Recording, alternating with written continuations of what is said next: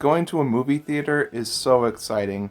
How could it not be? The smell of the popcorn, the music, the posters, the rows and rows of comfy seats, and when those lights go out and the movie starts, it becomes something truly special. So as you'd expect, I've made many memories at movie theaters, and I feel like it'd be the perfect time to finally share them with you. The only rule I've applied to sorting this is that we'll be going in chronological order from my first experience to the most recent. So grab a bite, turn off the lights, and let's start this slush puppy. You know, it's funny, I can't actually remember the first time I went to a movie theater. All I know is that when my parents took me to one as a baby, I stayed quiet the entire time. I wouldn't make a sound. But there are some movies from my early days I may or may not have seen. The earliest I can think of was Transformers: Revenge of the Fallen, only because I have the distant memory of watching the scene of Alice transforming with myself being totally confused about the idea of a human transformer. But the next time wasn't nearly as foggy. I honest to God don't think I cried during the fire scene in Toy Story 3 because I somehow didn't understand that they were going to die. Ugh. What are you? An idiot sandwich. That, and I remember walking out of the theater saying, I'm gonna take such good care of my toys from now on. Later that year, when we were visiting my aunt and uncle in Kentucky, we stopped at this theater where we saw the first Despicable Me. I've got nothing else to say about this. Moving on. Now I know for a fact that we saw Pirates of the Caribbean on Stranger Tides with our friend Sandy at our local MJR theater, because even though 6-year-old me fell asleep for most of the movie, the one scene of the monkey in the bottle spooking Jack on the beach stuck with me for some reason. I hate that monkey.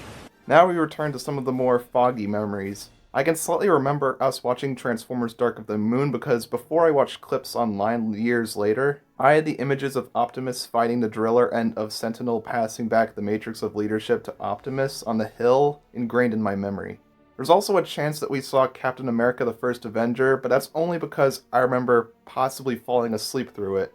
I'm roping Thor/Thor the Dark World in here too because if we actually did see either of those, I fell asleep for them as well.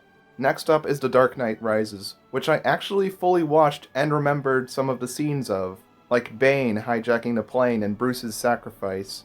Not to mention that this was the first time I'd seen a movie in theaters without 3D glasses, not that I'd see one with those again. Later on in 2012, me, my mother, and my friend Jordan went to the Phoenix Theater to see Rise of the Guardians. Such a shame that it was a box office flop, as it was just as fun as Jeff Rills claims it to be. Not long after that, in 2013, my dad once said, "Hey, we're going to see Parental Guidance at AMC." And my mind didn't register it right. Parental Guidance? Like, PG? That rating for movies? Well, yes, but actually no. That was the name of the movie. Oh. As for the movie itself, well, the whole audience was roaring with laughter. Sometime after that was Elysium with Matt Damon. Now, despite it being gritty and R-rated, I was surprisingly sucked into it. I even remember the ticket clerk saying to my dad, "You do know that this movie is R-rated, right?" And my father responded with, "Oh, it's fine." Now we enter 2014, when I saw hardly anything in theaters. Of the ones I did see, the first was the Lego Movie. It's strange. I don't recall having any strong desire to see it. I suppose my parents just took me to the show for the fun of it all. Regardless, I had a blast with this awesome movie, loving its sense of humor and message. The next was Night at the Museum: Secret of the Tomb, which I think was the first time I anticipated the release of a movie. And it was worth it too, as I loved every moment of the film and left sniffling a little bit. We took my friend Jordan with us to see it, and he liked it, despite not seeing any of the other movies. However, we actually saw the movie a few days into January 2015, not 2014, because of our Montana trip the week before. Poor 2014 got brushed under the cinema rug, didn't it? With that, I think this is the perfect transition into the next year. 2015 totally made up for the previous year's shortage. It all starts with this little anti-bullying film called A Girl Like Her, which we only saw because my mom was friends with one of the producers or something. And after that, my mom allowed me to choose another movie for us to see. I randomly picked Home, so we saw that, only for us to see like the last 10 minutes of it. Okay, next is the big one. The hype for Jurassic World is something that I'll never forget, and I'm saving most of it for an upcoming video. To put it short, my excitement was tremendous. June 12th could not come soon enough. I don't think I've ever been more excited for a film than I was with this one, and finally the time arrived. We bought our tickets at our local AMC theater the day before, and I was so ready to see Jurassic World. We brought my friend Camden with us, we eventually joined into the large crowd getting into the opening show, and a little over 2 hours later, I came out of that theater with a smile. Not long after this, we took my friend Evan with us to go see Minions at that same AMC. We had a good time, but I'm still conflicted on how I feel about the movie now. On the one hand, this was me then. Ugh. But on the other hand, yeah. Ugh. Following this was a day when my dad jokingly told me, "Hey, we're going off to see my favorite Martian." And I was confused because I knew that was an older movie. Like, cool, okay, let's go see that now. Only for me to end up watching a movie about Matt Damon growing potatoes on the surface of Mars. But I ain't complaining or anything. I actually enjoyed the movie despite that. Now, do you recall when I said that my mother was in a film called The Messenger's Box? Well, on October 10th, there was a one-off show for it at our local Imagine Theater, with the cast, director, etc. It was fun finally seeing the movie that my mom kept going on and on about for so long, and afterwards was a crew photo shoot where I was too shy to really get a picture with the lead actor, but I remember talking to him briefly. Such a unique experience. Speaking of older films from earlier, on October 21st, 2015, my parents took me to that Imagine Theater for Back to the Future Day. At this point in time, I hadn't seen the movies in their entirety yet, so it was an exciting experience for me checking them out in the best place possible. I remember the intermission between the two films, and how confused I was when the characters mentioned 2015. It was all so surreal and unforgettable. Sometime after this, we saw Spectre at this fancy schmancy theater with a classic aesthetic, comfy seats, all the goodies. The movie was fun, but honestly, the theater itself stuck with me more than the actual film. On our Christmas trip, we visited the IMAX theater in West Yellowstone, Montana with our friends the Haydoos, and we saw Star Wars The Force Awakens, my first time fully watching a Star Wars movie, and it truly was that film that got me interested in Star Wars. Not on the same level as the MCU or anything, but Force Awakens really did introduce me to this franchise properly, and I'm thankful for that. Wow, 2015 was jam-packed. Let's carry on, shall we? On my 2016 summer road trip, we saw Finding Dory at this small-scale theater in West Yellowstone that I believe has closed since. And to think that I once said that was my new favorite movie. Yeah, that didn't last long. The following Christmas, me, my parents, and our friends the Haydoos went to see Rogue One at the Yellowstone IMAX, which was fun, but funnier than that was the fact that nearly every gift I got that Christmas was Star Wars related. The first movie we saw in 2017 was Fantastic Beasts, which we checked out with our big Harry Potter fanatic Sandy. Only thing worth saying is that the film was really good. Not sure about this next one though. Because I was partaking in my school's play of Beauty and the Beast, and since I still wasn't very antagonistic towards Disney's live-action remakes just yet, my family went to see the new version of Beauty and the Beast. Yes, I'm part of the problem. At the time, I actually thought it was good and answered some big questions. Oh, how misguided I was. And the next one doesn't fare much better either. As stated before, I'm part of this problem too. For you see, my friend Jackson offered me to go see that with him, his brother, and his grandma. And at that point, I'd already heard some of the response, but I was like, whatever, I could still go have a fun time. So I accepted. I remember not even hating the film, if a bit confused. And in retrospect, yikes.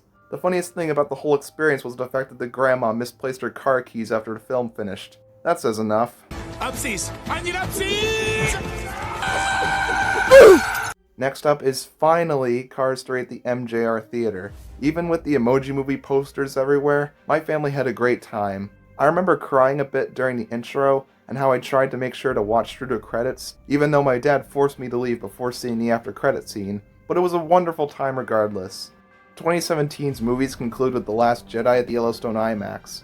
But honestly, I couldn't focus on the film because I was so paranoid about a Minecraft pop-up on my tablet that I thought meant all my world saves had been lost. Which I soon learned wasn't true, thank God. The Star Wars streak continued in 2018 with Solo, which I saw with my parents and friend Evan for Father's Day. It was fine enough, but I remember seeing some of the character deaths coming because of Rogue One's ending. But now we come to the big kahuna of Fallen Kingdom, which I saw again at the Yellowstone IMAX. I'll save the details for a later date, but long story short, great time, saw almost everything coming though because of the trailers. Later that summer was Mission Impossible Fallout at the MJR, but I don't really have any distinct memories of it. It wouldn't be until January 1st of 2019 that the next one would come, which was Mary Poppins Returns at the Phoenix Theater. It was cool seeing my parents take me to a film that they were excited for, even though I hadn't fully seen the first Mary Poppins.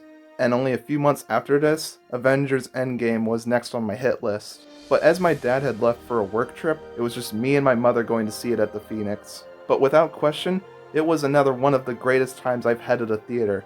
It was so satisfying to see Clint again and understanding what happened to his family. I was absolutely stoked to see Peter's dancing from the Guardians intro again. I think my mind melted when Cap lifted Mjolnir like how CinemaWins predicted. I'm so thankful that I got to see this cinematic event play on the big screen. Since it was like annual tradition, we saw the rise of Skywalker at the Yellowstone IMAX the following Christmas. This was the closest time I've had to dealing with annoying moviegoers. As you see, when they played a trailer for Black Widow before the movie, someone in the family in front of us said, didn't she die? Since my dad still hadn't seen Endgame, I got so afraid that they were going to spoil stuff for him, but thankfully they stayed quiet during the rest of the film. Other than that, I remember being surprised by all the references, and we kept our popcorn bucket of the film. Now comes 2020. Despite what was going on in the world, we still managed to see 2 films closer to the end of the year. The first was this random Kevin Costner production called Let Him Go that we saw at the MJR Theater. I was a bit skeptical that I would find the movie boring or drawn out, but I was pleasantly surprised and entertained. The other was Wonder Woman 1984, which we saw with my godfather Jeff at the Cinemark Franklin Park 16 in Ohio on New Year's Eve. It was honestly a great way to end such a year like 2020, despite how weird it is that we saw more movies that year than in 2021. Speaking of which, currently, the last thing I've seen in theaters is Spider-Man No Way Home, which I've already gone in depth on before. Now, without repeating myself, the movie was simply another reason why I loved my 2021 Christmas trip so much.